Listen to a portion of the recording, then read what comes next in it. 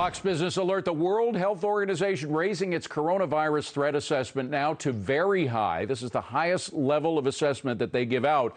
This is the full House is getting a briefing earlier from top health representatives on the administration's efforts to combat the spread of the deadly virus amid growing concerns all over the world. One official telling Fox Business, quote, "We will weather this. It will not last forever."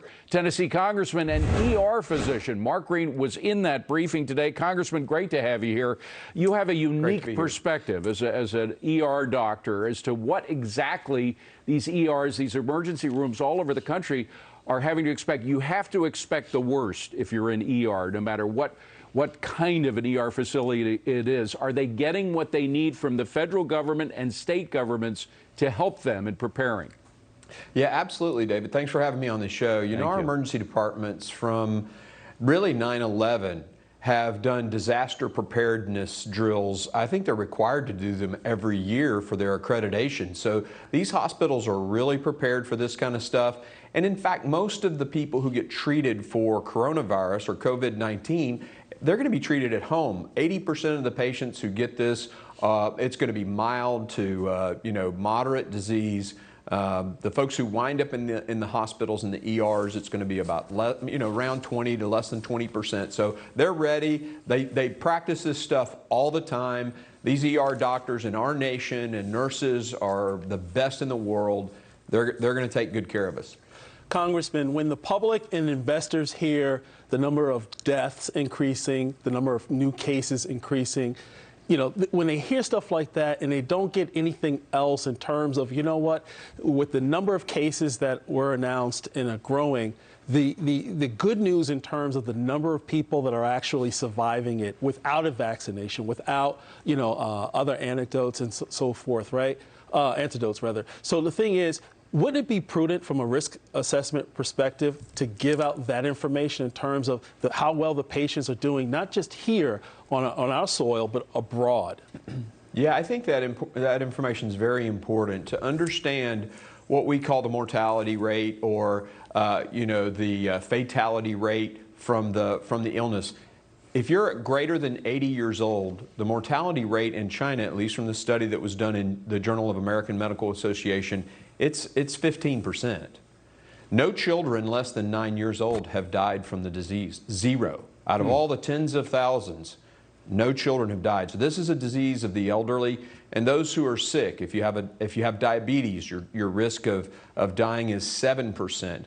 If you have coronary artery disease, your risk is about 10.5%. So those folks who are elderly and have comorbidities, they need to be very careful, limit their travel, things like that. But the vast majority, the rest of us, it's not something to be too concerned about. The mortality outside of China combined is 0.7%. So if you look at those numbers and you take it realistically, I think the president's messaging on this is accurate. It's right. Gary? Hey, Congressman, I want to build on that this may not be quite as bad as people see, and get to the whole funding issue and put this in the skeptic camp. The White House has requested, I think, $2.5 billion for funding. We spent great amounts on Ebola, MERS, SARS, I'm sure in the billions. I know in Ebola alone is probably $250 million. And yet, to my knowledge, we never came up with vaccines or cures for any of these. They just kind of, like the regular flu, they just kind of petered out. People developed immunizations on their own, and people did die, but they just went along, and then interest was lost. So my question to you is all the funding, A, necessary, and B, is it indeed put to good use? So the funding is there to get test kits out there to make sure that, our stockpiles may get, we may use up some of the supplies in our strategic healthcare stockpiles. So we're going to have to replenish that stuff. We may need to assist in getting a vaccine developed. I do want to be accurate, though, on Ebola. They did come up with some treatment for that's pretty novel.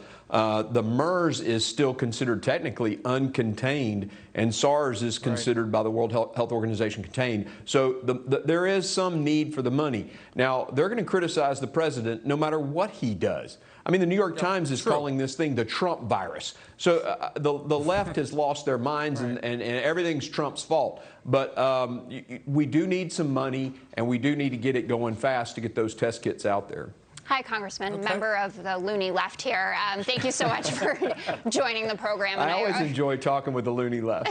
Yeah, we're charming.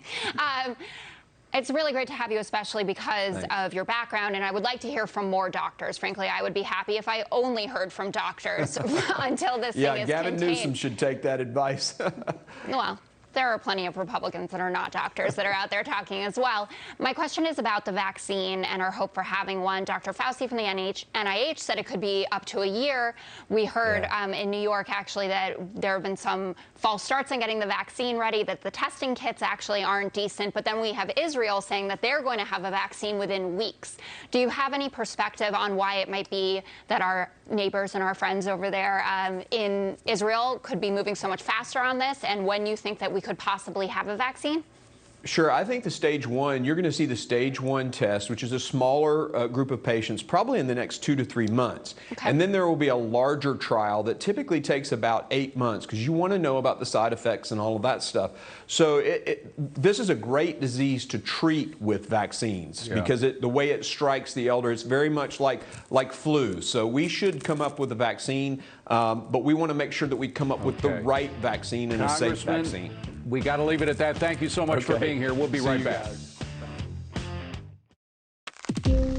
With SoFi, get your credit cards right by consolidating your credit card debt into one monthly payment. And get your interest rate right so you can save big. Get a no-fee personal loan up to $100K.